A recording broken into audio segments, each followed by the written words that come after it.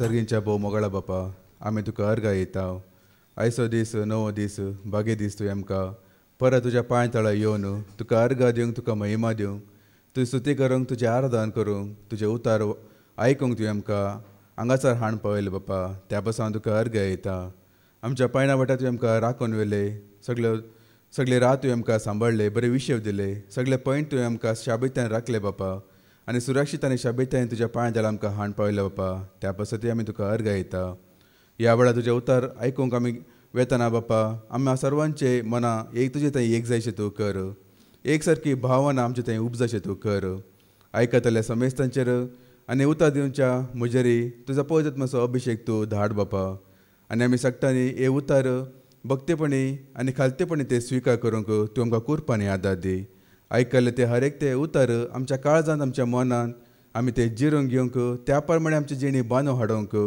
आनी तुज्या हर एका उतराक आमी खालती मन घालून आमच्या जिणेचें रुपांतर करूंक तूं आमकां फाव कर उलोवच्या म्हाकाय तूं तुज्या नियंत्रणांत घाल तूं घे बापा आनी केवल मोलाची उतरां उलोवंक तूं म्हाका फाव कर कसलेच व्यर्थ उतरां उलोवंक तूं म्हाका दिनाका बापा हे सर मागण्या बेडयता तुज्या एकल्याच पुता जेजू क्रिस्ताच्या मारिफात आमेन आमेन आमेन कशें आसात भाव भयणीनो आतां बरी आसा देवाचें तर आयकून आमी कशीं जाता पहिले लोक आयकच्या पहिले बरे असतात आयकल्या उपरांत बिगाडतात वय मू आनी थोडे लोक आसात आयकूनच्या पहिले बेजारायन आसतात खंतींत असतात दुखांत असतात देवाचे तर आयकल्या उपरांत बरी जातात दोन तरेचे लोकय आसात पहिले बरी असतात मागीर बिगाडतात ना पहिले बिगाडतात मागीर बरी जातात आमी खंयच्या मदले म्हणून आमी समजून घेवची आतां एक देवाचे तर आयकतना दोन तरेचे बद्दळ आमकां दिसून येता हर एकल्या थंय दोन तरेचे बद्दळ जावंक जायची ते कसले बद्दळ म्हणल्यार एक बदलावण कशें घे म्हणून घेन आतां मरी एलिझाबेथेक मेळोंक म्हणून येता वय मू एलिझाबेथेक ती भेटूंक येता आनी मरियेचें नांव मन आयकतस एलिझाबेथ तिका संतोश जाता आनी ती पवित्र आत्म्यान भरता म्हणून सांगता देवाचें उतर आनी तिच्या कुशेंत असल्या त्या बाळाक संतोशान उडी मारता म्हणून सांगता एक बदलावण ती पवित्र आत्म्यान भरलेलो आनी पवित्र आत्म्याक भरलेलो मेळतना ती आनीकी चड पवित्र आत्म्यान भरतात कोणा तें पवित्र आत्मा आसा पळय तो आनीकी चड पवित्र आत्म्यान भरता एक बदलावण ती आनी दुसरी कसले म्हळ्यार एक पटी जेजू सिनागोगांत शिकोवन दिवन आसता सिनागोग म्हळ्यार कळयता न्ही मागणाचें एक साल देवाचें मंदीर म्हण सांगीत तें शिकोवन दिता आसतना जेजूचें शिकोवन आयकलोच ते एकलो उसांबळ जाता जेजू म्हज्या खबरेक तूं कित्याक आयले म्हणून जेजू विरोधच तो उपरा हाडता कित्याक तो उपरा हाडता कित्याक खोट्या आत्म्याच्या अधीन तो आसा वय मू आतां कोण पवित्र आत्म्याच्या अधीन आसात पळय ती आनीकी चड पवित्र आत्म्यान भरतात आनी कोण खोट्या आत्म्याच्या अधीन आसात पळय ती आनीकी उसांबळ जातात ते आतां आमी खंयच्या मदली आमी समजून घे आतां पळय सगळो हप्तोभर आमी आतां केवल 2 दीस मात्र आमी हांगासर येता या थोड्या पटी 1 दीस मात्र येता पण सगळो हप्तोभर आमी कशें आसता आमी कोणाच्या एकवटांत आसता जी कोण पवित्र आत्म्याच्या एकवटांत आसात जेवच्या मोगांत आसात एकामेका थंय शांती समाधानांत आसात मागण्यार आसात या बायबल वाचून घेवन या पवित्र आत्म्याचो सांगात घेवन आसात ताणें हांगासर येवन देवाचें तर आयकतना तांकां कशें भोगता आनीकी तांकां उतर आयकतना संतोश जाता वय मू आनीकी उल्हास जाता तांचो संतोश भरपूर जाता या दोडतो जाता म्हण सांगेत तेच सगळो हप्तोभर तांचे कोडीकाचे हांचे कोडीकाचे तांचे विशयान दुरसो न्हय तांचे खबरे हांगाचे खबरे थंय तांचे विशयान पाड उलोवचे जेचे एकवटांतच नात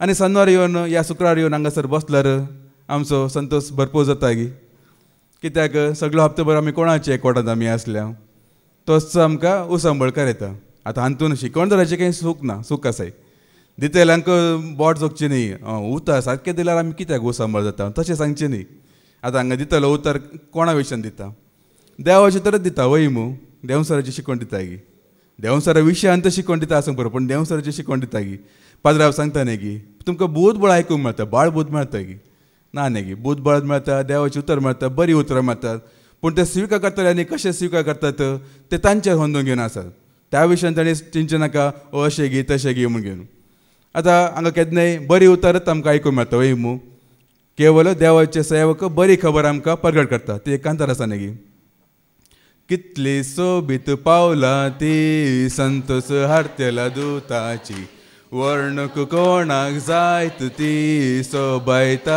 ज्या उतरांची कितली सोबीत पावला ती संतोष हाडतेल्या दुताची वर्णूक कोणाक जायत ती सोबायता ज्या उतरा ती घेऊन येता शांती तो सांगूंक येता तुका तो बरी खबर हाडनेता तुका सैता घेऊन येता शांती तो सांगूंक येता तुका तो बरी खबर हाडनेता सडवण तुका बासयता कितली सोबीत पावला ती संतोष देला दुताची वर्णूंक कोणाक जायत ती सोबायता ज्या उतरांची.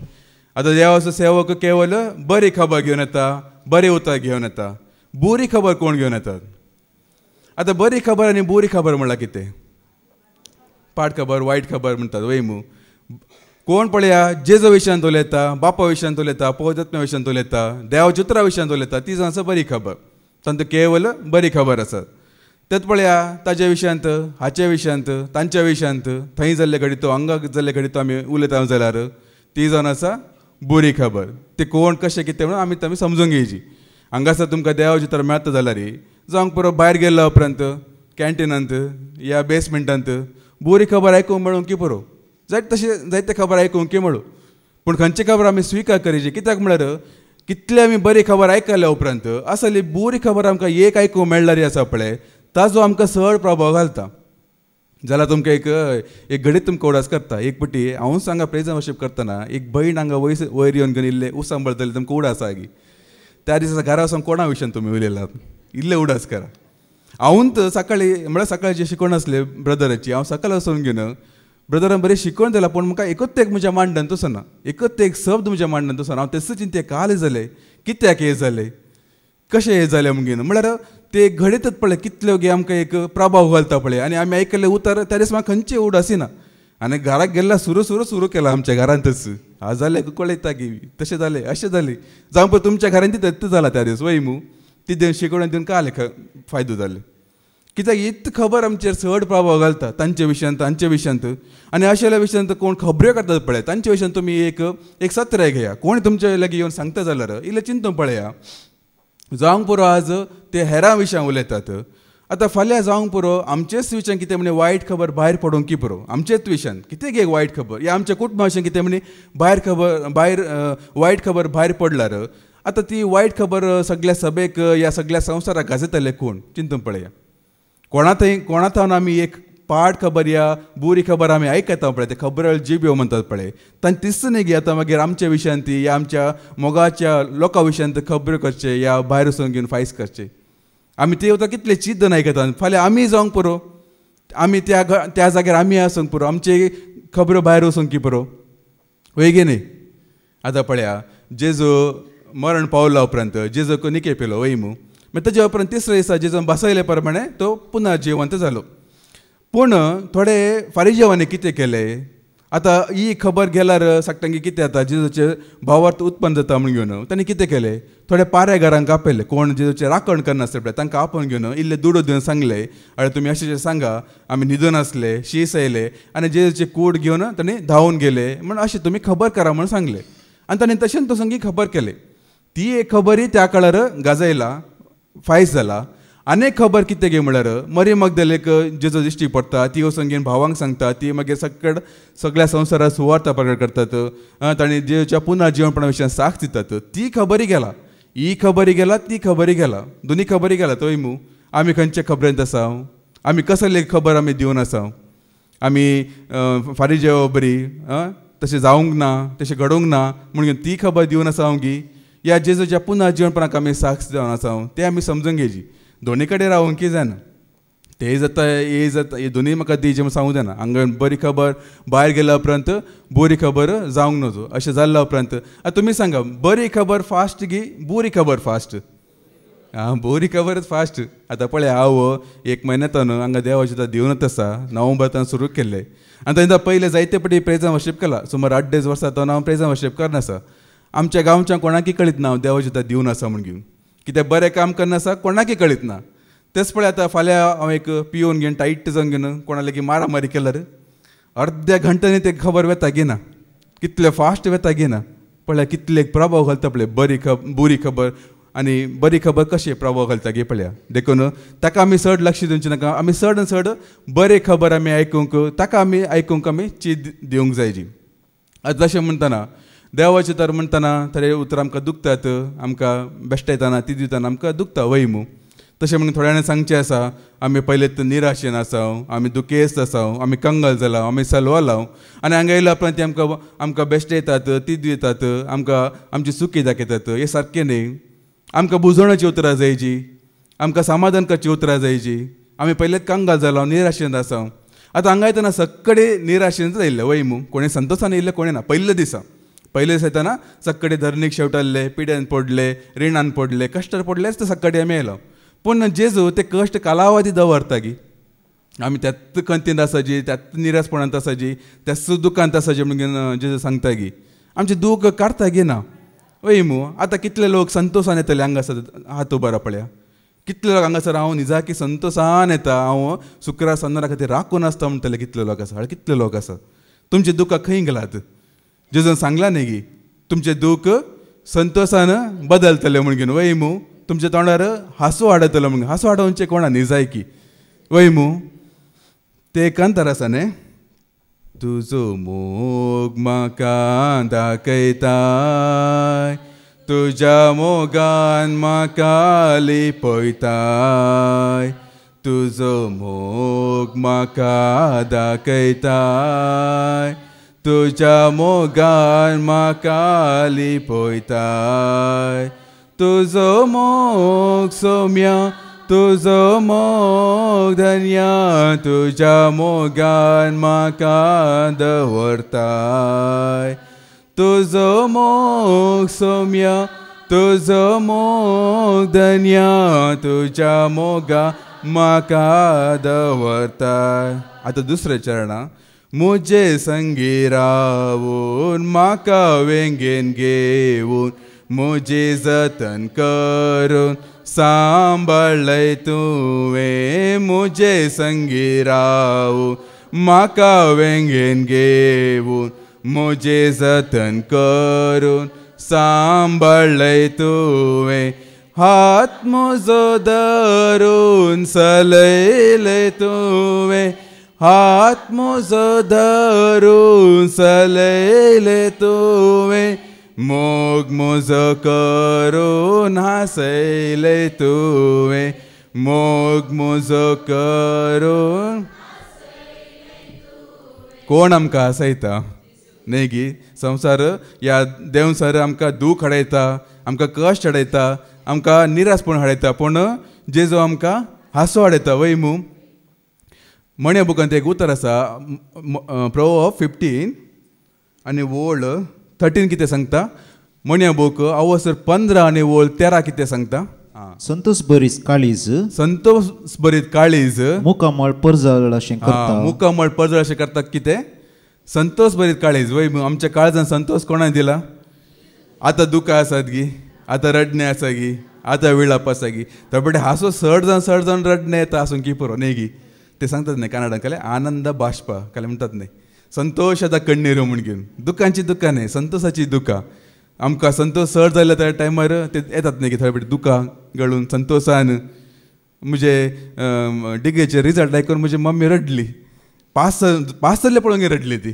फेल जाल्ल्याक न्ही म्हळ्यार संतोशान हांव सांगता हांव पास जाला कित्याक रडते गे म्हण घेवन ना संतोशान म्हाका ते म्हळ्यार संतोशाचो उमळो भरून येयल्या टायमार ते कांतार आमी सांगतात न्ही संतोषा उकते संतोषा उकते संतोषा उके उकते हालेलुया येसु नन्न रक्षक नन्न पाप तोळेद संतोषा उके उकते उकते उकते उके उकते उकते उकते उके उकते उकते उकते उके उकते संतोषा उके उकते हालेलुया संतोषा उके उकते हालेलुया संतोषा उके उकते पूण जाल्यारय थोडे जाण आसात दुखी सायबिणीच्या कुटुंबांतले, तांकां रडणेत पसंद, विळापत्त पसंद, दुकांतच आसायची. ते सांगता रडूंक मेळ्ळ्या तशें तूं सकाळी न्हय गी, रडोंकूच जायचें आमकां, रडोनूच काडूंक जायचे दीस सगळे, वर्स सगळे, जिवीत सगळे. पयले आमकां रडणें आसलें, पूण आतां ताळा सांगलें न्ही गे, हांसून नाचून ताळयो पेट. वर्णूंक जाय जेजू म्हजो समी म्हणून सकाळां सांगूंक जाय, हांसून नाचून ताका वर्णूंक जाय जेजू म्हजो म्हणून सकाळां सांगूंक जाय. जेजू म्हजो राय, जेजू म्हाका जाय, जेजू म्हजो राय, जेजू म्हाका जाय, जेजू म्हजो राय, जेजू म्हाका जाय, जेजू म्हजो राय, जेजू म्हाका जाय. Praise the Lord, praise the Lord, praise the Lord. थोड्यांक देवाची उतर केन्नाय समाधानाची जायची, बुजवणाची जायची, तिदवेले नाका, बेश्टायले नाका न्हय गी. हांवें एक इंटरव्यू आयकल्ले सभा तेंपा पयले. तो एकलो कमांडो म्हळ्यार कळटा न्ही, मिलिटरीची एक सिस्टम ते कमांडो. तांचे ट्रेनिंग भारी कश्ट आसता, भारी कश्ट आसता. आनी ते कमांडोचो एकलो इंटरव्यू घेता. तो ताचे ट्रेनिंगान जाल्ले एक घडीत तो सांगता, ट्रेनिंग घडले एक घडीत तो सांगता. तांकां ट्रेनिंग भारी कश्ट आसता, म्हळ्यार फिजिकल तांणी मस्त स्ट्रॉंग आसा जे म्हणून तांकां मस्त हार्ड ट्रेनिंग आसता. हांवें आयकल्ल्या प्रकार 48 days तांकां न्हिदूंकूच आसना की, त्या प्रमाणे ट्रेनिंग की खाली 15 मिनटां मात तांकां विश्व दितात की, तशें परत ट्रेनिंग तांकां आसता. आनी तशें कुडीचे एक टॉर्चर न्हय आसतना मानसीक रितीन तांकां जायते टॉर्चर करनासतात. म्हळ्यार ते जाय म्हूण करतात. तांणी मानसीक रितीन तांणी स्ट्रॉंग आसा जी, मेंटली तांणी प्रिपेर्ड आसा जी म्हणून तांणी मानसीक रितीन तांकां जायते एक टॉर्चर दिवन आसतात.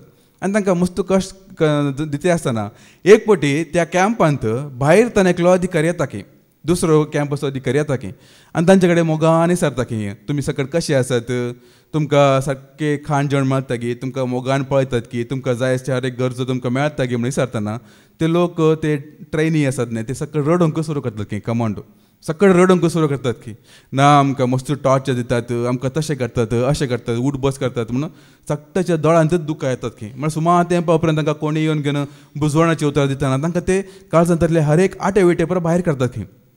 आनी ह्यो आयकलो अधिकारी म्हणटा की वय गी तशें गी ओके, आतां तुमी सदां कितल्या उठतात गी सारकें, सकाळीं तुमी कितल्या उठचे गी सारकें. थंय सांगता की आमी सुमार एक 4 तशें उठता, सकाळीं वेगळी उठता, आमकां व्यायाम करूंक आसता म्हणून. वय गी तर फाल्यां तुमी 3 उठा म्हणटा की, फाल्यां 3 उठून घेवन ग्रावंडाक येया म्हणटात की.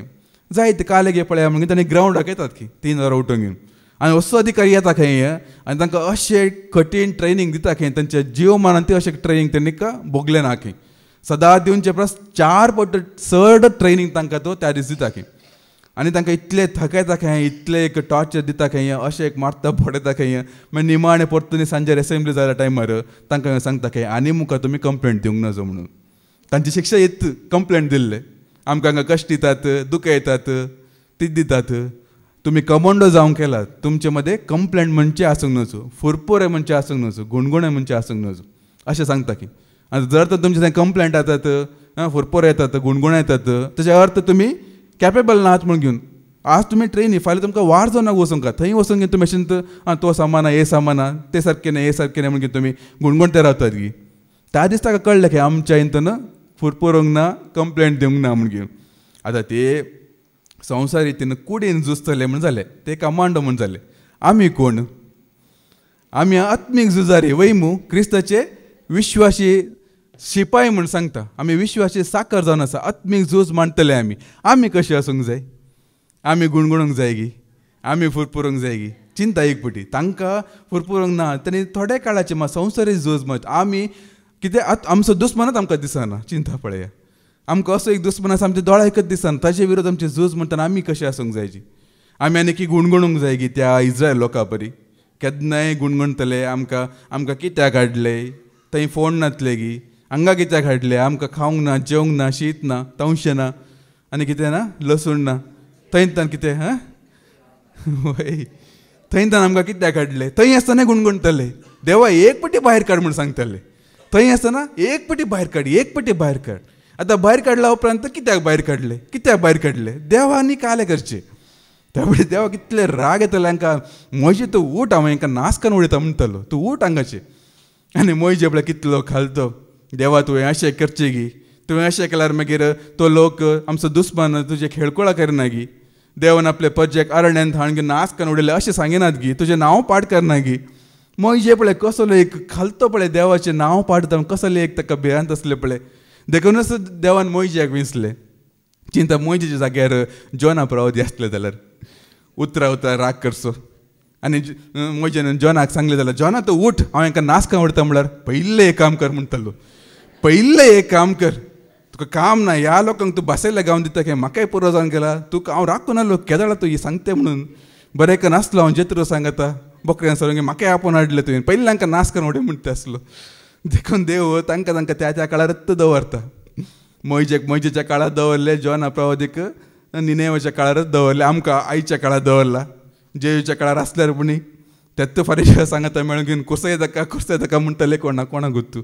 न्ही गी आमी सांगता त्या काळार आसलेलो आमी कशें आसतले देवाक कळीत तसत जेयूच्या काळार थोडे लोक आसले आमी आमच्या प्रवादीच्या काळार आसले जाल्यार आमकां आमच्या प्रवादीक दिवशी म्हणून आमी सोडते ना तांकां नाश करूंक सोडते ना म्हण घेवन जेजू सांगता न्ही गी आतां थोडे लोक पळया आमकां थोड्यांक जावंक पुरो आवय ओपय ना आतां उडास करतात आवय ओपय आसली जाल्यार आमी तांकां मोग करते आसले बरें पळयते आसतलो नाच देखून सांगतात आसले जाल्यार साबूंक खाते आसले नाल्यार आश्रयान दवरिते आसलो हांगाच आमचें दिसून येता भाव भयणीन थोडे फावटी व्हडांकच आमी मान दिना आवय ओपयक आमी मान दिता गी घरा आमच्या आवय ओपयक आमी मान दिची जाल्यार आमकां आवय सारकी हेर भाव भयणी नात गी तांकां आमी मान दिना जाल्यार आमी कशें सांगचें आमी आमच्या घरा आसल्या आवय ओपयक मान दिता आत्मीक बापेक त्या जाणा मान दिनात आमच्या संवसारी बापेक आमी कशें मान दिवचें देवाचो मोग करता तर आमी सांगता पूण एकामेकाचो तेंच मोग ना एकामेकाचेच मुस्कार पळयनात एकामेकाक आमी प्रेज द लॉर्ड म्हूण सांगिनात देवाचो आमी मोग करता आमी कशें सांगचें अशेले पळय दनगन आमकां जाता गी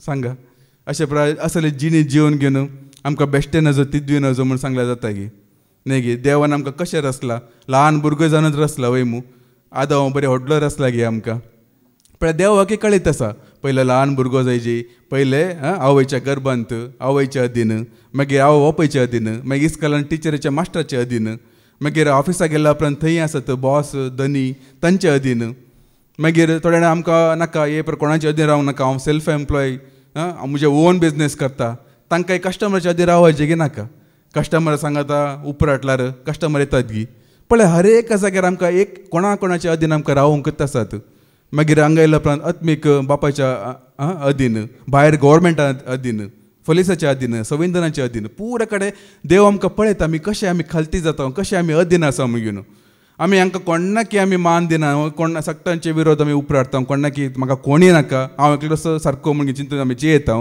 तसो जाल्यार देव थंय व्हरून सर्क पाड करता गी चिंता थंय गेल्या उपरांत बापाक तो मान दिता म्हण देव चिंता गी देव तितलो मूर्ख गी देखूनच आमी कोणाचे अधीन आमी आसा पळयात तेज्या अधीन आसतना ताजे उताक आयकूंक या खालतीमान घालूंक आमी तयार आसाचे तसले जाल्यार खालतेपण आसाचे तेन्ना मात्र आमी भावार्थान थीर रावंक जाता तेन्ना मात्र ही झूज आमी अखेर पर्यंत पावोंक जाता देखून देवाची तर आज उलो दिता जागृत करा भावार्थान थीर रावा जाणटे जाया आनी धैर्यादीक जाया म्हणून आमी आयकुया कोरिंथांत बरयल्लें पयलें पत्र अवसर 16 आनी 13 कितें सांगता 1 कोरिंथियन चॅप्टर 16 वर्स 13 1-3 जागृत करा भावार्थान थीर रावा भावार्थान थीर रावा जाणट्या बरी सला आनी धैर्यादीक जाया भावार्थान थीर रावा म्हूण सांगता आतां भावार्थान थीर रावचो वेळ आयला आतां चिंता नाकात आनी सगळो लोक येतलो हांगा देवाक वळखतलो ना तशें ना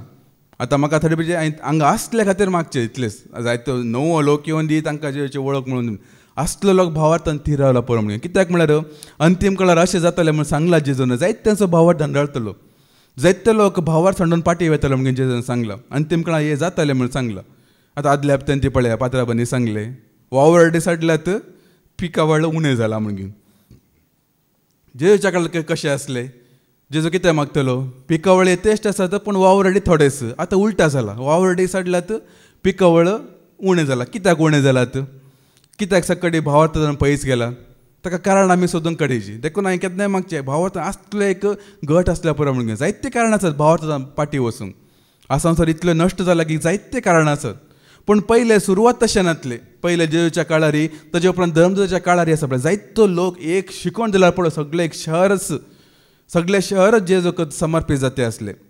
सगळे लोक भावार्थां येते असलो. तसो असलो तेडा काळ. कित्याक तशें जावन असले त्या विशयान आमी इल्लें नियाळ करया. अपोस्तलांची कृत्यां अवसर 4 आनी 8 ॲक्ट चॅप्टर 8 वर्स 4 to 8 कितें सांगता. अपोस्तलांची कृत्यां अवसर 8 आनी 4 ते 8 कितें सांगता एक घडी आयकुया. पूण शिंपडलेले भावार्थी सगळ्यांनी बरी खबर प्रगट करीत गेले. जायते भावार्थी शिंपडून गेले पूण खंयसर गेले ताणें सकडी बरी खबर प्रगट करूनच गेले. अशें फिलिप समारिया शहराक गेलो. फिलिप समारिया शहराक गेलो आनी थंय क्रिस्ताक परगटूंक लागलो. ताची शिकवण आयकून ताणें केल्ली असर्यां पळोवन फिलिपाच्या संदेशाक लोकां जम्यांनी एक मनान घमन दिलें. मुखार देवसर लागल्या सभारांतावन अशुद्ध आत्मे किंक्राट्यो मारून भायर वेताले. जायते देवसर भायर वेतले. जायते आर मारले आनी पांगळे गूण जातले. पळय जायते विजबीत जातले, आजापा जातले, बरी जातले, देवसर भायर वेतले. देखूनच मुखार कितें सांगता. ह्या पासत ते शहर व्हड संतोषान असले. पळय सगळे शहरच संतोषान असले म्हणटा देवाचे उतर. एक शिकवणदार उतर दितना सगळे शहरच शहरांत एक 10 जाणां भावार्थी म्हळ्यार व्हडले विशय न्हय गे. एक सिटींत एक 10 जाणां मेळ्ळ्यार व्हडले विशय. म्हळ्यार आसात क्रिस्तांव म्हणल्यार आसात, दुसरे पंगडाचे जायते आसात. आमी क्रिस्ताचे भावार्थी बिलिवर म्हणटले जायते आसात. पूण भावार्थी कितले आसात. भावार्थाक साक्ष दितले कितले आसात. जेजूचो पाटलाव करतले कितले आसात. खरे पाटलादार म्हणटा देवाचे वता तसले कितले आसात. अब्रामाच्या काळार नातले.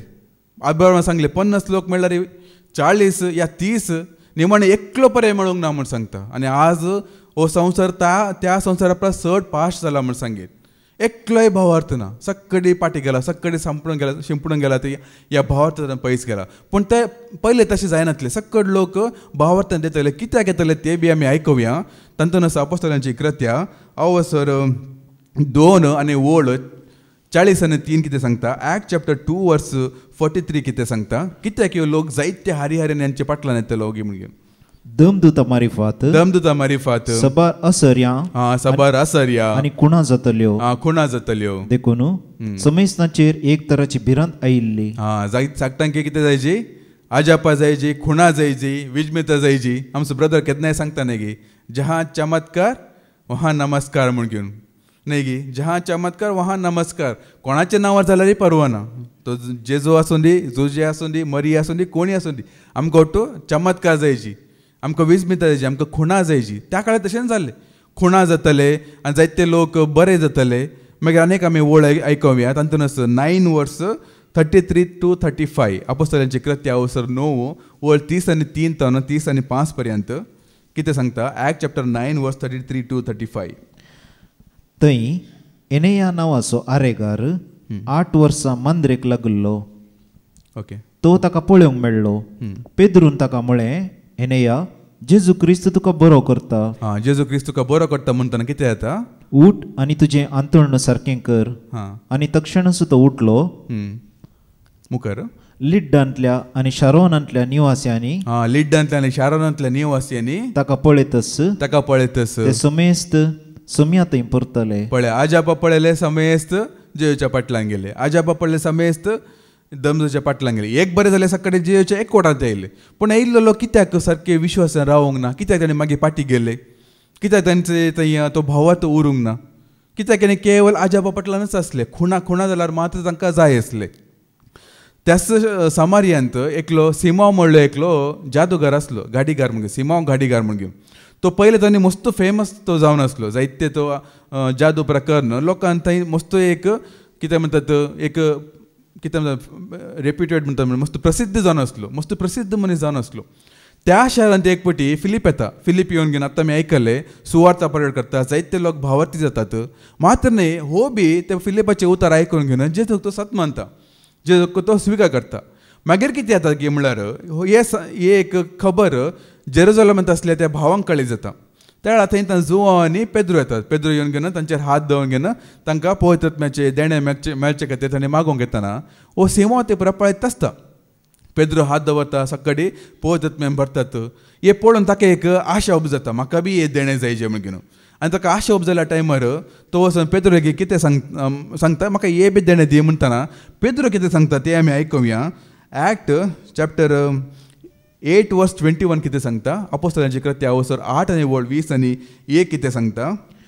ह्या संगतींनी तुका भाग ना, ह्या संगतीन तुका भाग ना वा कसलोच वांटो ना, कसलोच वांटो ना. कित्याक तुजें अंतस्कन देवा मुखार सारकें ना. पळय, अंतस्कन देवा मुखार सारकें ना. जेजो स्विकार केला, जेजो पाटलाव केला, मात्र न्ही पवित्र स्नान घेतला म्हणटा तातूंत आसता 13 वड वास 13. आनी सिमोनी सत मानलें, सिमोनी सत मानले आनी पवित्र स्नान घेतलें. पळय, पवित्र स्नान घेतले. जायते लोक सांगतात न्ही की पवित्र स्नान घेतले शिवाय सर्ग ना म्हण घेवन. पवित्र स्नान घेतला पण जिणी बदलूंक ना, अंतस्कन नितळ जावंक ना, ताचें मन परिवर्तन जावंक ना. खाली खुणा जायची, आजापा जायची, त्या खातीर जेजो पाटलाव करना आसात. आनी असले प्रस्तान तांकां तिदवितना बेश्टयतना तेणी आसतात गी.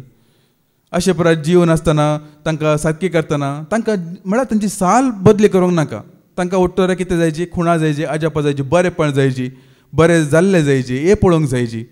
हे हांगासर मात्र न्ही. मुखार एक फावटी पावलो कोरिंथ शहरांत वेतना थंयसर तशेंच तो जेची सुवार्थ प्रकट करता, जायते खुणा जाता, जायते आजापा जाता. थंयसर लोक व्हडा एक आतुरायन म्हणल्यार बरी सुवार्थ आनी स्विकार करतात. सक्कटे सगळे शहरच म्हणल्यार बरी सुवार्थ स्विकार करतात.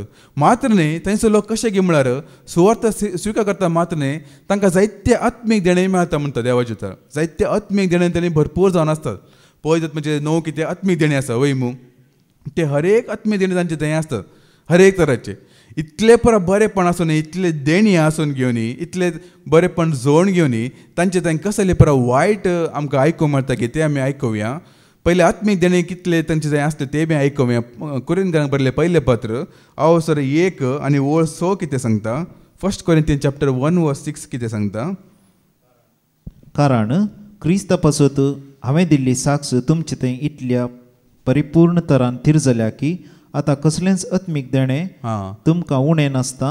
आमच्या समे जेजू क्रिस्ताच्या उगडापणाक आमी अत्रेगून आसा. कसलेच आत्मीक देणें तुमचे थंय उणें ना म्हूण सांगता पाऊल तांकां. तुमकां स तरांचे आत्मीक देणें तुमकां मेळ्ळात. मात्र न्ही क्रिस्ताच्या एक कितें राखून आसात म्हणटात. क्रिस्ताच्या येण्याक तुमी आतोरेन राखून आसात म्हूण सांगतात. आनी वयली वळ सांगता तुमकां जायते जाणवाय आसा म्हूण सांगतात. आनी तांचे पासत देवा पासत तांचे खातीर देवा पासत अर्गाय दिता सांव पावल. इतले पर आसल्या उपरांत तांचे थंय कितलेगी वायट आनी आमकां आयकूंक मेळटा ते आमी आयकुया. पयले कोरिंथांक बरयलें पयलें पत्र अवसर 5 आनी ओळ 1 कितें सांगता. 1 कोरिंथियन्स चॅप्टर 5:1 कितें सांगता. तुमचे मदें व्यभिचार चालू आसा म्हणली खबर म्हज्या कानांत पडल्या. पळया, व्यभिचार चालू आसा म्हणटा देवाचे तर. इतले देणे आसून घेवनी, इतले जेजो स्विकार करनी, पवित्र स्नान घेवनी, इतले जाणवेन बरोवन घेवनी, तसो पावल सांगता तुमचे थंय व्यभिचार चालू आसा म्हण सांगता. ऐका, देवान तेंचे खंयचेय देणे आमकां सर्गाक व्हरून पावयना. देण्या वरी आमी कोणी सर्गाक पावयनात. देणे कितलेय आसूंक पुरो, 9 देणे आमकां आसूंक पुरो.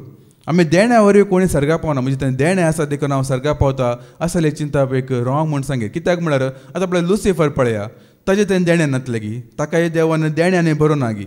सगळ्या परिपूर्ण देण्याने तो परिपूर्ण. तो केन्ना आपल्या देवा विरोध तो उपराटलो आनी तो सैतान जालो जाल्यार देवाच्यो विरोधी जालो जाल्यार ताजे थंय असले देणे कांय मायक जावना. तो आजी आजापा करूंक शकता म्हणटा. आजी देवतांचे वेस तो घालूंक शकता म्हणटा. देणे ताका वचूंक ना. आनी हे देणी कित्याक देव आमकां दिता. हे देणे हेरांच्या आदया पासून दिता. आमच्या उद्दरगती खातीर म्हूण सांगून न्ही, आमी सर्गाक वचून पावोवचे, आमी बचाव जायचे म्हण न्ही. हे दिता आमी हेरांच्या आदया पासून. देण्या वरी हेरांक उपकार जायची त्या खातीर दिवचे. पूण देणे आसल्या कडेन कोणी सर्गाक वचून पावनात. कित्याक देवाच्या केन्नाय साले विशयांत आमकां सत्राय दिता. हांगासर दिल्या पळय तुमचे थंय व्यभिचार आमकां पळोवंक मेळटा म्हण घेवन. आनी असले पर आमी असले पर सांगतना कोणाक आयकूंक जायची न्ही गी. असले पर तिदून दितना, असले पर बेश्टन दितना व्यभिचार आसा म्हूण सांगल्यार, हांगा अशें कोण सांगल्यार तुमी ताका दवरूंक घेवन बसल्यात, तुमी हाका दवरूंक घेवन बसल्यात, काजार जावन घेवन तुमकां दुसरे दादले सांगता इश्टागत आसा म्हूण सांगल्यार, ह्या स्त्रियांक तुमकां घोव आसून घेवन दुसऱ्या न्ही दादल्यांक तुमकां बायल आसून दुसऱ्या स्त्रिया सांगता साडाळ आसा म्हूण सांगल्यार न्ही गी. असले पर तिदून कोणाक आयकूंक जायची. त्या काळार आयकूंक नाका आसले. त्या वेळार बी बेश्टयतना ती दितना लोक पाटी वेता आसलो. कित्याक म्हळ्यार दुसऱ्या पात्रान आमकां आयकूंक मेळटा ते आमी वाचचे नाका. तातूंत जायत्यांचो मना दुखले खंय. जायते लोक पावलो विरोधच उपराडटात. थोड्या पावलोचे अपमान करतात, अवमर्याद करतात. तिद्वितना बेश्टेतना स्विकार करूंक नाका, उलटा तांचेर तूप राडचें, तांचें नांव पाड करूंक पळोवचें. अशेंच परत जावन आसलें त्या काळारी. आतां ह्या काळार तितलें जावन आसा. भावार्थन थीर ना त्या खातीरच भाव भयणीनो, तिद्वितना बेश्टेतना आमकां तें स्विकार करूंक नाका. न्ही जाय की त्या वेळार आमी द्रढ रावचे असले. कोण आमकां बेश्टेता, सुखी दाखयता. आतां एकल्यान सांगलें न्ही गी, तूं एक पातकी म्हणून दाखोवन दिलें न्ही गी, तुजें कितें उणेंपण आसा म्हूण दाखोवन दिलें न्ही गी. दाखोवन दिल्या उपरांत रेती येयची आमी. दाखोवन दिल्या उपरांत तो वेळ जावन आसा मागण्याचो वेळ. आतां सूख दाखोवन दिला न्ही गी, तो आईन वेळ जावन आसा देवा म्हाका खालती जावन. तो वेळ न्ही धांवसो, तो वेळ जावन आसा मागण्याक येवचो.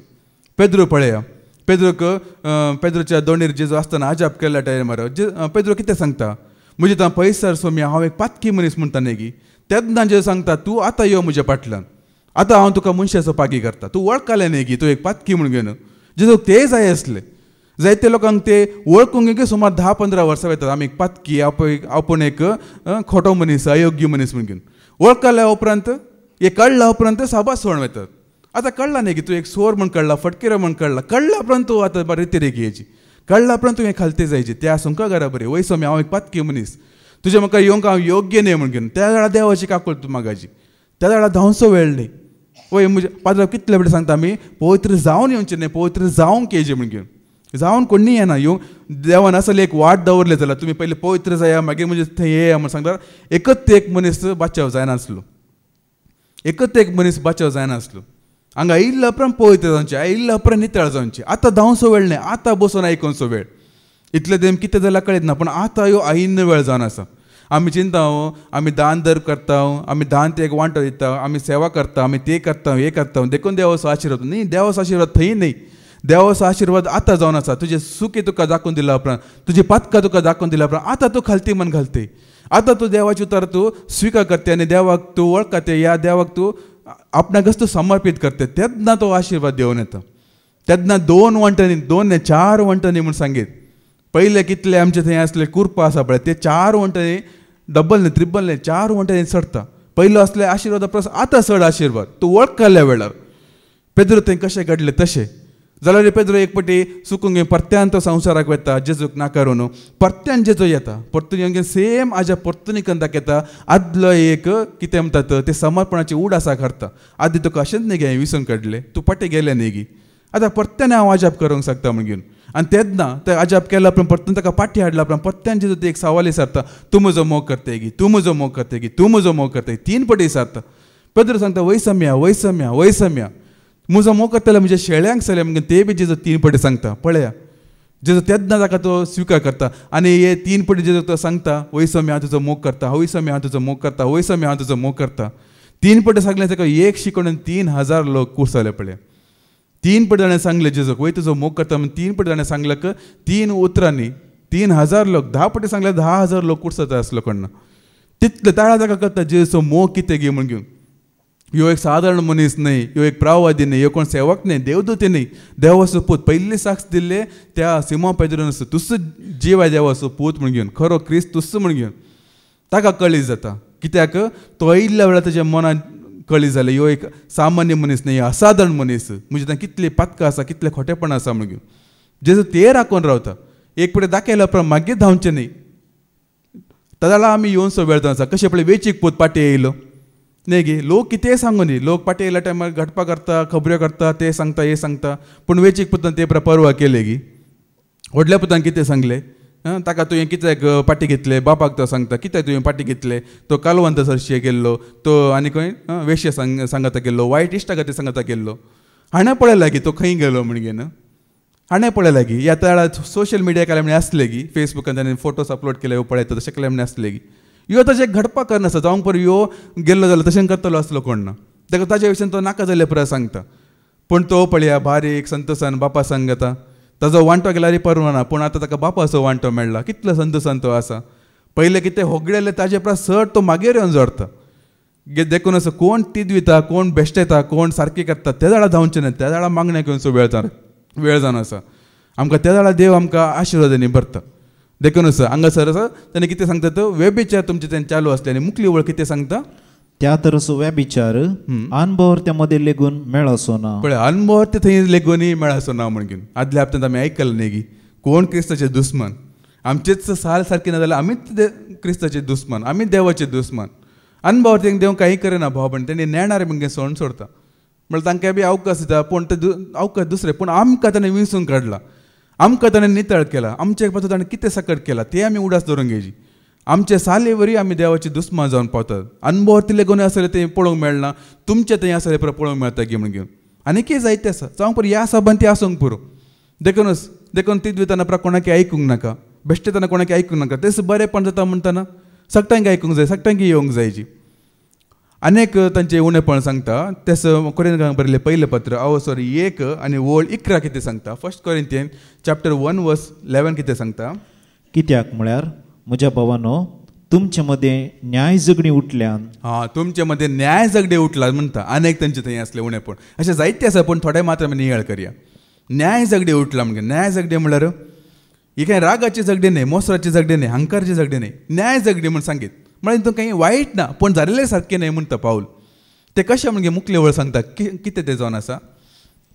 तें समा सांगचें जाल्यार अशें, तुमचे मदें एकलो आपूण पावलो असो, एकलो पावलो असो, आनी एकलो आपूण आपुल्लो असो, आनी एकलो आपुल्लो असो, तिसरो एकलो आपूण केफास असो, केफास असो, आनी चवथो आपूण क्रिस्त असो म्हणटा. हांगा बी ते जावन आसा भाव भयणीनो. कित्याक आमी आयकले देखून हांव सांगता. थोड्यान खुद्द सांगले आसा ताजे मात शिकोवण तो मात सारकें येता. उरले कितें सांगतात देवसराची शिकोवण दिवन आसा ती ह्या पोकणां सांगून आसात गी. कित्याक हे फेवरेटिजम हांगासर जाता.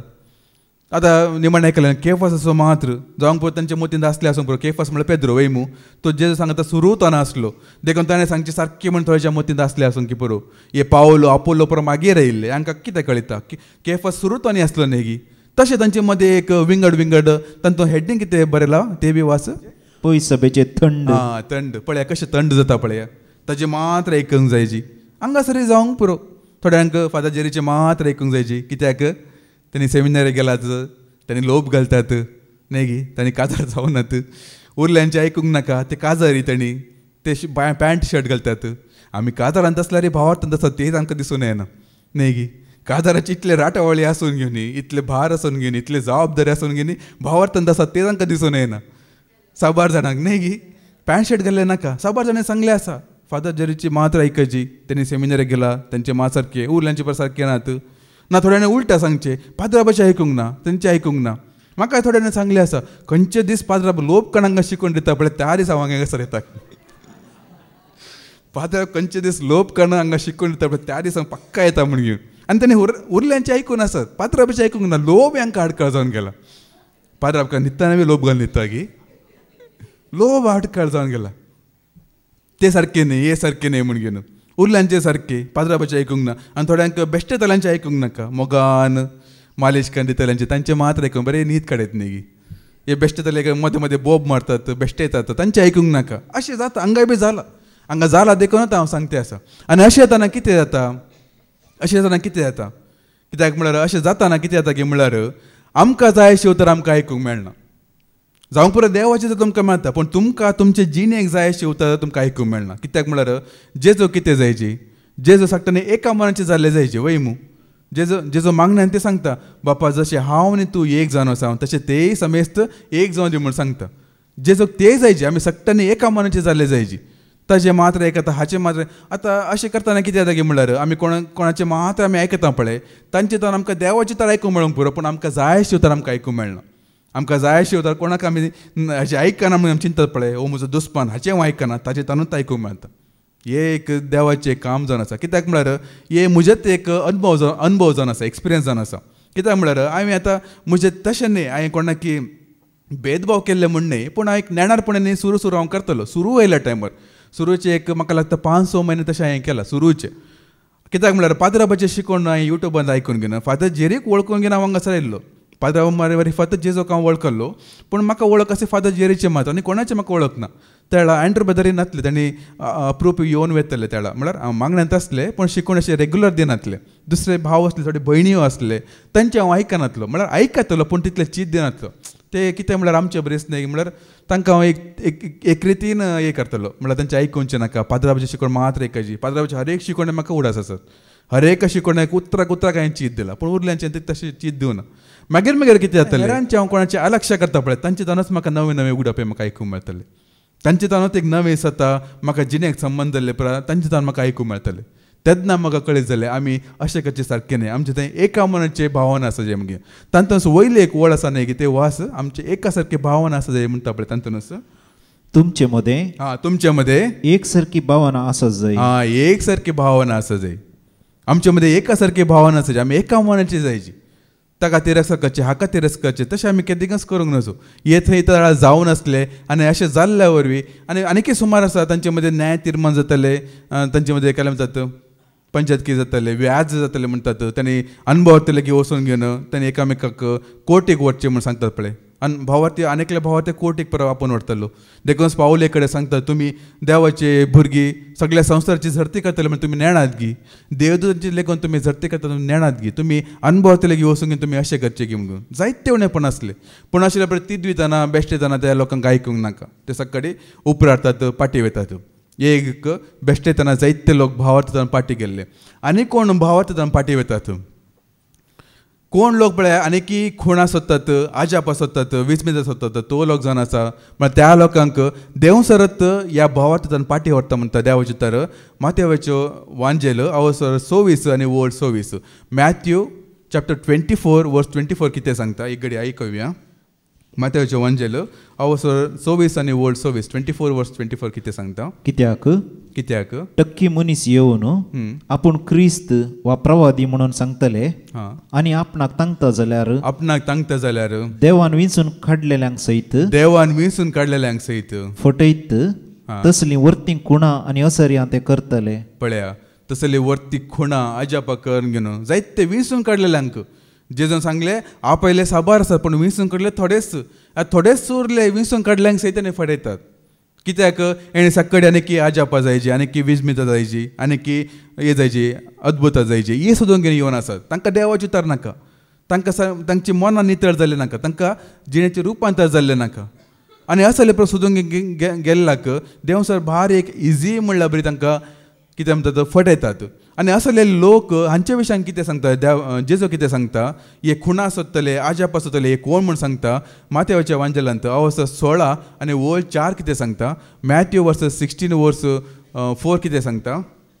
खोटी आनी विश्वास बंगलेली संतत खुणा मागता. पळय खोटी आनी विश्वास बंगलेली संतत मात्र खुणा मागतात.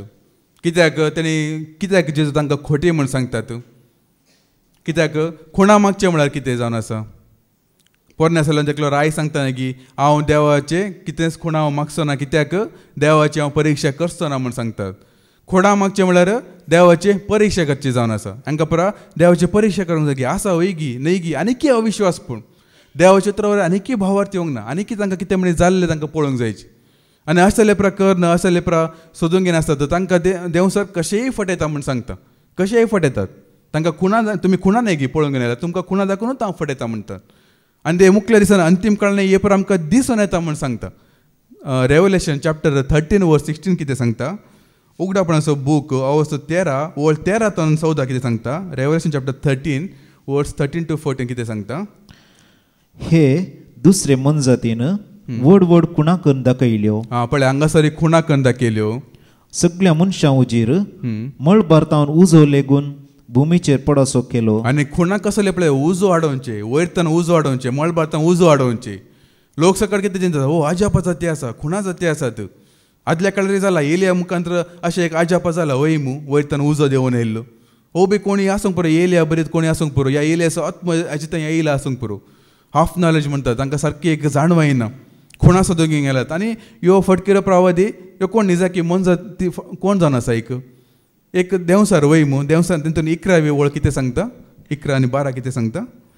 उपरांत आनी एक मनजात भुमीन तावन वयर सरता ती हांवें पळयली. तिका बकऱ्या बरी 2 शिंगां आसलीं आनी ती महासर्पा बरी उलयतली. महासर्प बरी उलयतली. कोण जावन आसा महासर्प.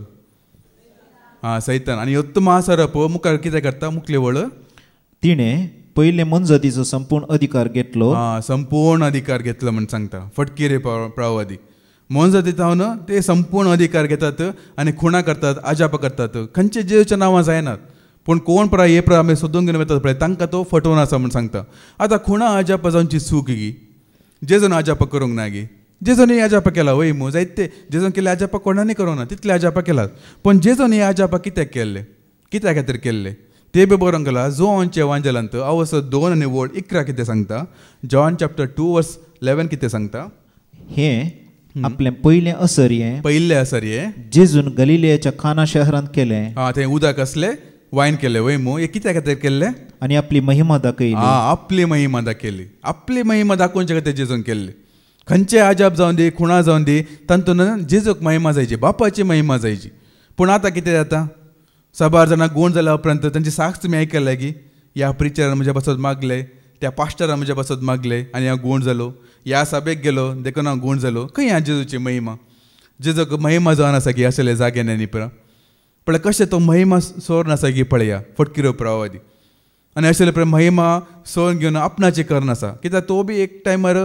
तेत्त आशिल्लो तो आपूण देवा सारकी जायची सक्तांनी म्हाका महिमा दिवची सक्तांनी म्हजें आराधन करची आज ह्या फटकिऱ्या प्रवादी मारिफात कोण पळय खुणा सोदूंक घेवन आसात आजाप सोदूंक घेवन आसा तांकां तो फटयते आसा आनी जर की तुमी ते सारके ते उतराक तुमी चीज दिला जाल्यार तुमी सारके चीज दिला जाल्यार ती आजापाक कशें घडला ते आमी परतेन एक फावटी आयकुया रेवलेशन चॅप्टर 13 वर्स 13 सारकें आमी चिंतून आयकुया ते आजापाक कशें घडता पळया उगडापणाचो बूक अवसर 13 आनी 13 कितें सांगता हे दुसरे मनजातीन व्हड व्हड खुणाकन दाखयलो सगळ्या मनशां उजीर मळ भारतान उजो लेगून भुमीचेर पडोसो केलो मळ भारतान उजो लेगून भुमीचेर पडाशें केलो वय मू खंय तांणी उजो येयला मळ भारतान येयला वय मू उडास धरून घेया आतां येत्ता आजाप एलियानी केल्ले आसा वय मू पोरण्या सोल्ल्यांत आतां एलिया बी ते आजाप कशें करता ते बी आमी आयकुया रायाचें दुसरें पत्र 2 किंग चॅप्टर 1 वर्स 12 कितें सांगता रायाचें दुसरें पत्र अवसर 1 आनी वोड 12 कितें सांगता एलियान ताका जाप दिली ओके तेस हांव देवाचो मनीस तर आकाशांतल्यान उजो पडूं खंय तान उजो पडूं थंय कितें वसले मळ भारतान मळ भार कोण आसा आकाशार कोण आसा आकाश म्हणजे शी आसा न्हू पृथ्वी म्हणजे पांयाची मणे म्हूण सांगता कोण सर्प देव थंय आकाशार आसा आनी मळ भारतान हांगा उजो येते आसा कशें येवन आसात न्ही गी देव आकाशारी रावंक शकता मळ भाचेर येवंक शकता कित्याक म्हळ्यार जेजो अंतीम काळार मळ भारतानूच आमकां दिश्टीक पडटलो म्हणून आसा जेजो विशयांत पूण आकाश म्हणजे शी आसन पूण यो देवसर थंय आसा गी आकाशार आसा गी आकाशार पळोवन वचूंक ताणें प्रयत्न केल्ले आसा पूण ताका धरणीक शेवटलो म्हण आसा वय मू तो धरणीर आसा पृथ्वीर आसा मळ बारी आसा आनी मळ बरोवन कशें तो आजापाकन दाखयता म्हळ्यार सेम बायबलांत आसलेत देव सर आमकां फटयतना आसा पळय आतां देवाची तर दिवनूच तो फटयता जेजो कशें फटयलें पळया तूं देवाचो पूज जाल्यार वयता सकला उडी मार कित्याक बरें न्ही गी अशें तुजे पांय फातरां घालनाचे देदूत राखतले म्हूण घेवन देवाची उतरां वरीस आनी कोण हांगासर येनात पळय देवाची तर आयकूंक येनात कोणाक हे देवाची तर नाका रिती केनात तांकां कितें सांगता हे पुरा बेश्टे तांकां पिशें लागला तांकां काम ना हे पुरा देव म्हणजे कोणी नात बायबल पुरा पोरनो जाला हे मनशांनी बरयल्ले अशें सांगूं तांकां फटोवचे त्या रितीन पूण हांगासर आमकां फटयतना देवाचें उतर दिवनूच तो फटयता आनी सामा पळोवंक गेल्यार देव सराक कितें देवाचें उतरचें जाणवें आसा वय मू आमच्या पुरा सड आसा म्हणून आमी सांगीत कित्याक तो सुरू ताणें मोयजे केल्या वेळार दमशस बरोवंक सुरू केल्या त्या वेळार तो पळोवन आसा कितें बरयतात पुरा म्हज्या विरोधत आसा गे म्हूण घेवन त्या वेळार तो नोटीस करनासा ताका देवाची तरी चड जाणवें आसा ताका कळटा केल्या वेळार कशें उतरां दिवचें गी म्हूण घेवन कशें गुंडेची गी म्हूण घेवन देखूनच देवाचे उतरां वरीत तो आमकां गुंडयता तो आमकां विस्मितां करता हे अद्भुतां करतात आनी अशें करन कितें करतात 12वी वर्स रेवलेशन चॅप्टर 13 वर्स 14 वर्स पहिले मनजातीच्या अधिकारान तिका करूंक सोडलेल्या खुणा वरवीं भुमीच्या निवास्यांक तिणें आडवटेक व्हेले पळय कशें आडवटेक व्हरता गे पळया देव निसून काडल्याक कशें आडवटेक व्हरता भावार्थान कशें तो तांकां पाटी व्हरता गे म्हणून सांग म्हूण पळया आनी देवान आमकां पयलें सत्र दिलें असल्यांचें तुमी आयकूंक नजो तांकां तुमी पाटलो करूंक नजो देवान पयलेच हें सत्र दिलां द्वितीय नेमाचें पुस्तक अवसर 12, 13 आनी वोळ 2 डिट्रोनॉमी चॅप्टर 13 वर्स 2 कितें सांगता देवान कशें सत्र दिलां आपल्या मोयजे मारिफत सुरूच दिलां असलें एक मुखार घडटलें म्हण देवाक कळीत आसा डिट्रोनॉमी चॅप्टर 13 वर्स 2 कितें सांगता तुमचे मदें कोणी एकलो प्रवादी वा स्वप्नेली उपजोन तुमकां एक खुणा वा अजाप बसयत जाल्यार आनी तुमकां येदोळो वळख नासलेल्या देवा फाटल्यान वचोंक आनी तांची सेवा करूंक तुमकां आपयत जाल्यार आनी ताणें बसयल्ली खुणा वा अजाप घडत जाल्यार तुवें त्या प्रवाद्याची वा स्वप्नेल्याची उतरां आयकूंची न्हय म्हणून पयलेच ते सांगला पळया कितें ते खुणा जावन दी अजापा जावन दी कितें ते करता जाल्यार दुसऱ्यांच्या नांवार करता जाल्यार म्हज्या नांवान जायना आनी हे खुणा वरवीं अजापा वरवीं लोक सकट बरे जायनात आतां पळया आतां आयिल्ले वर जायते एक अशे रेती प्रत जाले थोडे भाव येयले जायते लोक जमा जाले जायते कुडीक संबंद जाले जायते अजापा जाले आसून की पुरो थोड्यांक व्हीलचॅरांनी व्हेले उतार प्रायाच्यांक सयती व्हीलचॅरांनी आपोवन घेवन तांकां कुडीचे एक भलायकी जोड दिवंक प्रयत्न केले चिंता ताणें एक बरेपण जोडलेंच म्हण चिंत्या आतां एकलो तरणाटो आसलो म्हण चिंत्या ताणें बरेपण जोडलेंच म्हण चिंत्या बरेपण जाल्या उपरांत तो परतें संवसाराक गेल्यार आदल्या सालेक तो पाटी गेल्यार या बरो जाला उपरांत तो पाटी वचून घेवन संवसार आनीक खोटें कामां केल्यार कितें फायदो जाले ताणें बरो जावन कितें फायदो जाले अशें गती जाल्यार ह्या चिंत्या तो उतार प्रायाच्यांक बरें केलें म्हण चिंत्या दुसरे दिसा ताजें एक मॉर्न जालें म्हण चिंत्या कित्याक म्हळ्यार देवान पयलेच आमच्या साकट्यांचे दीस मेजल्यात म्हणजे नासला वय साकट्यांक इतले दीस जिवंक आसा म्हण चिंत्या आज हो बरो जालो फाल्यां तो मेलो म्हण चिंत्या आनी फाल्यां तो ते बरें जाले ते 2 पांय घेवन ताका सरकार वचूंक जाता की थंय गेला तो पेद्रो लेगी सोळे म्हजे 2 पांय बरे जाला 2 हात बरे जाला म्हाका बागील कर म्हण तो बागील करता की तो सांगता तूं बरें जावन येयले की आमी पुरो आमचे हात पांय कातरूंक हांगा येयल्ले न्हय की हितून उगडापणान बरलें ते व्हड आकांत उतरून येयल्ले कोण ते म्हण घेवन न्हय न्हय कोण ते धवे नगले नेसलेले कोण ते व्हड आकांत उतरून येयल्ले म्हण घेवन थोड्यांनी आपले शीस कापयले थोड्यांक करवंतांनी चिरले म्हण घेवन सांगतात ते हेब्रान बरले पत्रांत आमकां वाचूंक मेळटा थोड्यांक फाशी दिले थोड्यांक उज्ज्यान हुलपयले आनी थोड्यांक सिंहाचे धोलेन घाले या पेद्रोक उलटा करून घेवन कुर्सार मारले असले परत तांणी आपले हात पांय मोड घेवन आनी आपले गोमटी कातर घेवन तांणी सरकार पावला आमी हांगा बरेपण जोडून घेवन सरकार गेलो तो सोडटा गी न्हय गी उरले सोडटा गी आमी तुजे बद्दल इतले त्याग केला यो बरेपण जोडून घेवन येयला गे म्हण घेवन हो सांगता तांणी कर म्हण सांगिना गी हो पयलो आत्म बचाव कर ये म्हण घेवन देखून बरेपण केल्ल्या वरी आनी बरें जाल्ल्या वरी आमचे या बरे हात पांय आसल्या वरवीं आमी खंय सरकार पावना आमचे आत्म्यान नितळ जायची आनी आज पळय कुडीक संबंद जाले जायते बरेपण करन आसात देखूनच त्या जाग्यार जायते जमो आमकां पळोवंक मेळटा भाव भयणीन ते सुरू हांवें सांगले तिद्वितना बेश्टेतना सत कोणाक आयकूंक जायची कोणाक नितळ जावचे या परिवर्तन जावची उतरां आयकूंक जायची जायत्यांक खुणा जायची अजापा जायची आनी असल्यांक तो बरे उपयोग करनासा आनी असल्यांक तुमी आयकूंक ना जमून घेवन देवान पयले सत्राय दिला आनी हे हांकां हांवें धाडूंक की ना म्हणटा देवाचे तर जेरेम्याक बरयले जेरेम्याचें पत्र अवस 14 कितें सांगता जेरेम्या चॅप्टर 14 वर्स 14 कितें सांगता हांकां हांवें धाडूंकच ना म्हणटा पळय देव सरस्परान म्हाका म्हळें हे प्रवादी म्हज्या नांवान फटी मारतात म्हज्या नांवान फटी मारतात हांवें तांकां धाडूंक नात पळय हांवें तांकां धाडूंकच ना म्हणटा मुखार हांवें तांकां आज्ञा दिवंक ना हांवें तांकां आज्ञाय दिवंक ना वा हांव तांचे कडेन उलोवंक ना हांव तांचे कडेन उलोवंक की ना फटकिरी दृश्यां फटकिरी दृश्यां निरार्थक भविष्यवाणी निरार्थक भविष्यवाणी स्वकल्पित स्वप्नां ते तुमकां प्रगट करतात तांचेच चिंता तांचेच अभिप्राय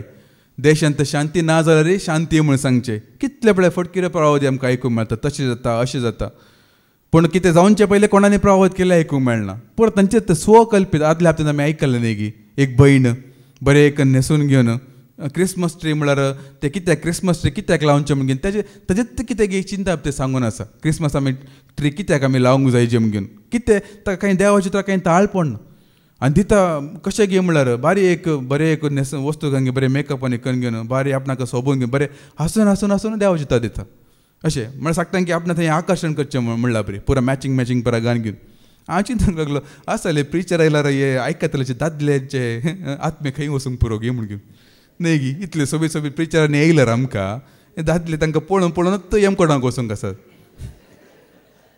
या सोबीत तरणाटे येयल्यार अनेकल्याक पळयल्ले तो अनेकलो तरणाटो ऐकलो सूट बूट घालून घेवन हांगा विराट कोहली बरें कट्टींग आनी करून घेवन अशें एक हार्ट सोडून घेवन बारी एक काजार जाला ताका मात्र पण सोबीत आसा तो बारी एक बरें स्टाईल मारता उलयतना एक नंबर स्टाईल तेजे एक नमुनो बरें स्टाईलान सांगचे उतर जावंक पुरो इल्लें बरें सांगता तितलें एक बरें ना पूण होडना सुमार एक होडना अशें एक स्टाईल करतना पळयलें चेडूं आपणा खंय वचूंक आसा न्हय गी प्रिचरा वरवींच ते सकाळी हाका वचूंक यमकोडाक वचूंक आसात असले पुरा येयलात भावपणी जायते घडोवनच आसात आनी हांकां हांवें धाडूंक की ना म्हूण सांगतात देखूनच आमकां पळयतात म्हणजे एक देण्या पैकी एक जायते देण्या पैकी एक देणें जावन आसा आत्मे पारकोवचे देणें हे आमचे थंय हर एकले थंय आसा जें म्हूण सांगता हर एकले थंय एक देणें हर एकले थंय आसूंक जायची आमी आयकुया कोरिंथांक बरयलें पयलें पत्र अवस 12 आनी 10 कितें सांगता फर्स्ट कोरिंथियन चॅप्टर 12 वर्स 10 कितें सांगता एकल्याक असर्यां करचें देणें एकल्याक आसरे करचे देणे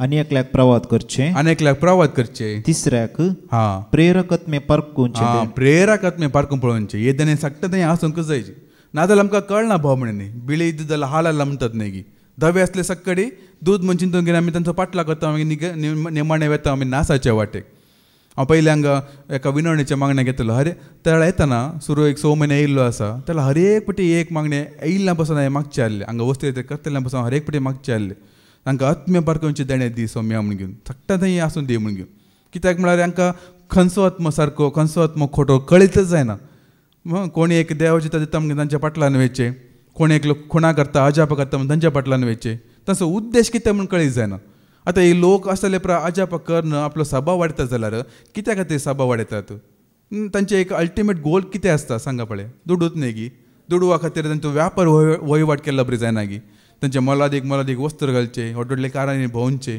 बरे सूटबूट घालचे अशा प्रकारे घेवन आनी असले आत्मे त्या काळारच सुरू जाला म्हण सांगतात असले फटके प्रवादी त्या काळारच उब जाला म्हणटा जोहांचे पयले पत्रान जोहां सांगता जोहांचे पयले पत्र 4 आनी 1 कितें सांगता तुम्ही यांचे 17 जेवण सुरूच सांगला पळया मोगाच्यानो एक प्रेरकत्म्याक तुम्ही पातये नाकात एक प्रेरकत्म्याक पातये नाकात प्रेरकत्मे देवातावन आयल्यात म्हूण पळोवंक तांची परीक्षा करा तांची परीक्षा करा आत्मे पारकोवचे एक देण्या पासून तुम्ही मागा खंयचे देणे जावन त्या पासून आमी मागूंक जायची पूण सुरू सांगल्या वरवीं आमी देण्या वरवीं कोणी आमी सर्गाक पावनात पूण देण्या पासून आमी मागूंक आसा कित्याक ते हेरांचे आदय पासत दिला जायते देणे आसात पूण आत्म्य पारकोवचे देणे आमचे थंय सर्व थंय आसूंक जाय कित्याक नाजाल्यार आमकां सक्कडी आमकां फटयतात ते उतरे सारके हे सारके तशें न्ही अशें म्हण घेवन देवाचे उतरां वरीत सक्कडे फोटोवन पडटा देवाचे उतरां वरीत पळय देवाचे तर एकल्यांक सारकें करूंक शकता आनी एकल्यांक नाश करूंक शकता पळय आनी देवाचे उतर कशें एक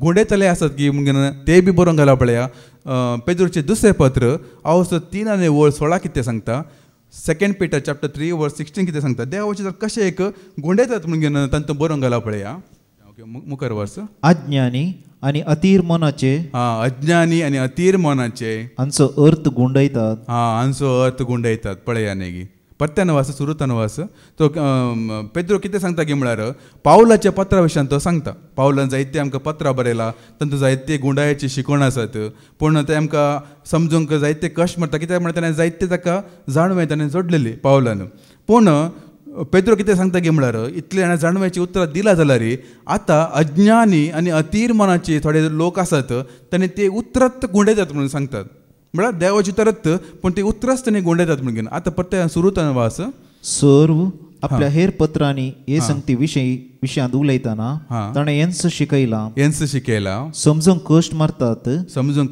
त्यो थोड्यो संगती ताच्या पत्रांनी आसात अज्ञानी आनी अतीर मनाचे हांचो अर्थ गुंडयतात अर्थच गुंडयतात म्हणून सांगतात देवाचे तरत पूण अर्थ तांचोच आमी ताळा आयकलें की स्वकल्पित स्वदृश्य तांचे उतरात गुंडयतात कशें म्हण घेवन तांचेच कितें गी एक चिंता न्ही तशें न्ही अर्थ अशें म्हण घेवन सांगून घेवन कशें म्हण सांगून घेवन अर्थ गुंडयतात आतां हे उतर म्हाका कशें मेळ्ळें जाणात गी हे उतर म्हाका केदार मेळ्ळें म्हण जाणात गी 6 वर्सां पयले तुमकां थोड्यांक कळीत आसा म्हणजे रेस्पेर जावन नासलें हांगा रिगाचें रेस्पेर करूंक आयकून नासलें देखून आमी बिस्पा कडेन गेल्ले बिस्पा कडेन उलया म्हण घेवन थंय वचून घेवन आमी गेल्ले खाली 10 मिनटां मात्र उलोवंक घेवन येवचें म्हण घेवन पूण थंय गेल्या उपरांत जायते आमचे मदें उलोवणें जालें म्हणजे झगडे प्रकारे जावना मोगानाच आमी उलयलां पूण तें उलोवणें चड जावन तर्क जावन घेवन सुमार 1.5 घंटा लेगीत आमी उलयलां त्या वेळार आसा पळय आमी तांचे लेगीत एकच सांगचें आसलें हांव इगर्जेक वेता हांव कांय इगर्जेंतल्यान भायर येना पूण म्हाका कितें गे म्हळ्यार म्हाका बायबलाचेर ताणें म्हाका कितें सांगलें म्हळ्यार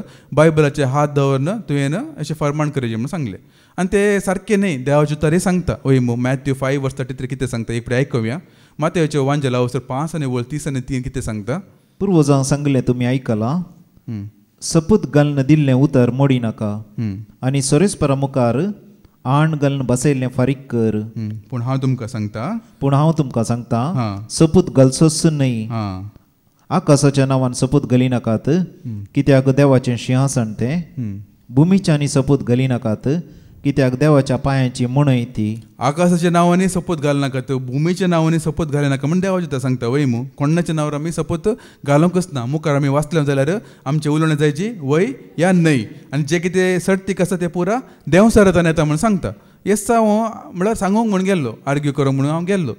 बिस्पाक सांगलें अशें अशें आसा बिस्पनू, म्हाका नाका, म्हाका हात धरून घेवन अशें करून घेवन म्हाका म्हणजे म्हजो भावार्थ पाडको घेवन म्हाका नाका, म्हाका तुमी रेस्पेक्ट करा ह्या करिनासतना राव, म्हाका म्हाका हे करूंक नाका, नाल्यार तुमचे हर एका कायद्याक हांव कबूल आसा अशें मोगान सांगलें रे. तेणें तें आयकूंकूच ना. बिस्पन तूं देवाच्या उतरा विशीं तूं उलयत नाका म्हूण सांगतलो म्हजे कडेन, त्या विशीं उलयत नाका म्हूण सांगतलो. पूण ताच्या उपरांत आमी बी आयकनात, ओके तुमी करना तर होडना, आमी वेता म्हणजे उठूंक वयताना राव राव राव म्हणचे, राव राव बसा बसा म्हणचे. मागीर आनी एकल्या पाद्राबाक आपयले, तो आमचो गांवचोच पाद्राब, आमच्याच गांवचोच तो हांतून आसा, तो सुवातेंत आसा. देखून हांवें चिंतलें हाचे कडेन म्हणून इल्लें देवाचे उतर जाणवें आसा न्ही गी, हाका म्हणून समजलें एका समजूंक पुरो म्हणून घेवन हाचे कडेन हांवें सांगलें येत उतर घेवन घेवन अशें आसा न्ही गी, आमी हात दवरचे सारकें न्ही न्ही गी. आनी ते पयले नातले आमच्या मालगाड्यांनी, तुमी आतां उतर प्राय या तुमी सुमार वर्सां पयले काळ जातले तुमी हात दवरला गी बायबलाचेर हात धरून फरमान केला गी, कोणाक नातले. हे पोरां तांचे एक शिंत्र म्हूण सांगेत, म्हणजे तांचे गोल कितें म्हूण म्हाका कळीत आसा, कित्याक ते हे प्रकार करतात म्हूण कळीत आसा. पूण हांव हे आयकत नातलें देखून हांवें हे शब्द हांवें सांगले देखून येता आतां आमी वाचले पळय, हांवें तांचे जो सांगला न्ही गी अशें करचें सारकें न्ही म्हणून हांवें सांगला न्ही गे म्हणटाना ताणें सांगलें न्ही ताजे अर्थ तशें न्ही, ताजे अर्थ तशें न्ही. आमी सपोज घालयत, आमी कशें सपोज घालना जमला थोड्या जाणां सांगतात पळय ನನ್ನ ಅಮ್ಮನಾಣೆ देवराणे ತಂದೆ आणे ते पण सारकें न्ही म्हणचे ताणें सांगचें. अशें बायबलाचेर आमी हात दवरयत खंय अशें सांगचें सारकें न्ही खंय म्हळ्यार ताणें सांगचें म्हजे कडेन. हांवें चिंतलें आकाशाच्या नांवार सैती आमी सपोज घालूंक ना, देवाच्या मंदिराचेर आमी सपोज घालूंक ना, तर आमी बायबलाचेर हात दवरून सपोज घालयत गी या फरमान करयत गी म्हणजे चिंता पासचें. पूण ताणें सांगचें न्ही तशें न्ही, तशें करयत कित्याक ताणें हाडला न्ही गे रुल्स, तांचेच ओन म्हणला बरी कितेंय करयत. पूण अशें करूंक ना. देवराणे अम्मनाणे ताई आणे समाजान उलयतले सांगतात न्ही की देवराणे देवाचे सपोज घालून सांगता अशें प्रकार सांगतात न्ही की ते सांगूंक ना खंय अशें सांगयत खंय म्हूण जाल्यार हांव कबूल जावंक ना. कित्याक म्हळ्यार म्हाका आसा पळय हांव एक सांगता एक पवित्रात्म्य पारखून म्हणजे प्रेरकात्म्य पारखूंचे जाणें म्हाका सुरूत आसले म्हाका ते पयलीं म्हाका मेळ्ळा. कोण सारकें उलयता कोण देवाच्या उतरा प्रमाणे उलयता या कोणा देवाच्या उतरा प्रमाणे न्ही आसतना तांचेच स्वकल्पीत चिंतना उलयता आपणाच्या फायद्या खातीर कोण उलयता. सत्य सांगता ते एक देणें म्हाका सुरूत म्हाका मेळ्ळा देवान म्हाका दिला त्या पासून हांवें मागलें आसा. देखून म्हाका समजलें हें सारकें न्ही म्हण घेवन. आनी पाटी येतना बी आतां कितें एक सूख केल्यार आमकां अंतस्करान कांतोण येयची वैमू आमी पाटी येतना कितले संतोशान येयल्ले जाणात की एमोसाच्या वाटेर दोग जाण शीर सांगतात न्ही की तो उलयता उलयतना आमचे काळजाक कशें पेटतले न्ही की म्हण घेवन हांवें मम्मीक सांगलें घरा येवन घेवन आमचे काळजाक कशें पेटतले न्ही की ते बिस्पा कडेन उलयतना त्या हाच्या कडेन ह्याचा कडेन उलयतना मागीर आनीकलो भाव आसलो तांचे कडेन देवाचे तर उलयतना कशें आमचे काळीज पेटतले न्ही की म्हाका ताळो बी आयकतले आनी उलय आनी सांग भिये नाका आनी सांग उतर अशें म्हणजे मोतीन जाताले म्हणजे पयलीं शिकवण थंयच जाला पळोवंक गेल्यार भावा तुजे साक्ष हांवें पयलीं हांगा थंय दिल्लें मागीर हांगा येवन दिल्लें थंय आनी सांग आनी म्हाका बारीक मदीक बारीक संतोश हांवें इतलें अशें उलयलें न्ही गे बारीक संतोश. मागीर निमाणें कितें जालें गे म्हणल्यार घरा आमी पावल्या उपरांत रातीचे सांजेचे आमचे मागणे आसता न्ही गे तर सांजेचे आमी मागणे करूंक म्हणून घेन सांगाता मेळ्ळा बरें एक मागणे आमी केल्या आनी सदां हांवें बायबल वाचचें हांवें हर एक पटी मागणे जाल्यार पण हांवें बायबल वाचचें आनी हांव ओटारे रँडमली खंयचे म्हणे पिक करून हांवें वाचचें. एक पटी पोरण्या सोलांतले वाचचे मागीर आनी एक पटी शुभ वार्तामान आसा न्ही गे 4 कितें गॉस्पेलांतले वाचचे आनी एक पटी पत्रांतले खंयचे म्हणे ओटे रँडमली पिक करून हांवें वाचचें खंयचे मेळटा ते हांवें वाचचें. त्या दिसा म्हाका सुकून म्हणणें एक देवाचें ते एक हे जावन आसा कितें निर्मळ जावन आसा हे उतर म्हाका मेळ्ळें. थोडे अज्ञानी आनी अतिर्मणाचे आसात ते तांची उतरां गुंडयतात म्हण घेवन आमी वाचता मम्मी म्हाका पळोवन हांसता अरे कशें हे उतर मेळ्ळें. त्या वेळार म्हाका कळ्ळें देव म्हणजे सांगतच आसा कशें म्हाका स्वता पासून झुजूंक म्हाका तो म्हाका धैर्य दिवन आसा म्हण घेवन त्या दाडे हे मेळ्ळें उतर जावन आसा कशें गुंडयतात उतरां म्हण घेवन जायते आसात अशें पळय गुंडोवन घेवन लोकांक फटयतात. देखून देवाचे तर आमी कितें वाचलें भावार्थान आमी थीर रावूंक जायची मात्र न्ही केन्ना हाफ नॉलेज दवरूंक घेनाकात अर्दो बायबल केदिंगत वाचिनाकात वाचल्यार पुरा वाचून सोडा नाल्यार वाचिनातल्यार परवा ना पूण पुरा वाचा सारकें वाचा चीत दिवन म्हणल्यार बरें वाचा उतरां कुडके कर म्हणल्यार बरें वाचता. त्या वेळार आमी आयकलें न्ही की एक उजो खंयतान पडटा मळबारतान आनी एक उजो खंयतान पडटा आकाशतान समजून घेवची कित्याक मळबारतान कित्याक आकाश थंय न्ही म्हण घेवन न्ही म्हण घेवन कित्याक देव आसा आकाशार मळबार कोण आसला सैतान बसला हे परत सैतानाचें कामां अशें आमी समजून घेवंक जायची. पवित्र पुस्तकां केन्ना आमी वाचतना अशें आमी मोड म्हणल्यार बरें वाचूंक जाय फटाफट वाचते वयचें न्ही ते हर एक उतर आमी चीत दिन म्हणल्यार बरें कितें म्हणटात आमी सांगता कितें म्हणटात ते साबून बरें करून चिवून खावचें म्हणटात पळय तुमी चड वाचून येतलें परवा खाली एक 4 पॅराग्राफ वाचल्यार होण ना पूण वाचते सारकें तुमकां समजूंक जायची आनी हरे फुडें वाचचे पयलीं पवित्र आमी मजत मागूंक जायची कित्याक पवित्र बायबल असो बरें येणार कोण न्ही जाय की पवित्र आत्मा वयमू पवित्र आत्म्याचे प्रेर जाल्ले उतार जावन आसा देखून पवित्र आत्म्याची आमी प्रेरण मागूंक घेवन मागीर आमी बायबल वाचल्यार आसा आपल्या हर एक आमकां समजता देखून भावार्थान थीर रावंक आमकां उलो दिता निमाणें एक वळ आमी आयकुया माथ्याचें वांजेल अवसर 26 आनी वळ 13 कितें सांगता मॅथ्यू चॅप्टर 24 वर्स 13 कितें सांगता पूण शेवट पर्यंत थीर रावता तो बचाव जातलो शेवट पर्यंत थीर रावता तो बचाव जातलो रेती इल्लो मागणे केल्लो शेवट पर्यंत कोण भावार्थान थीर आसा कितेंय जावन दी भाव भयणीनो हांव शेवट पर्यंत रावता कोण कितेंय सांगून दी हांव शेवट पर्यंत रावता म्हणून कोण चिंता या त्या भावार्थान आसा तो मात्र बचाव जातलो देखूनच देवाचे चडान चड आमी आयकून घेवन येता भावार्थ आमी थीर रावया सो आमी आमकां बोल दिवन आमी हांव मागता बापाचे पुताचे आनी पवित्र आत्म्याचे नांवान आमीन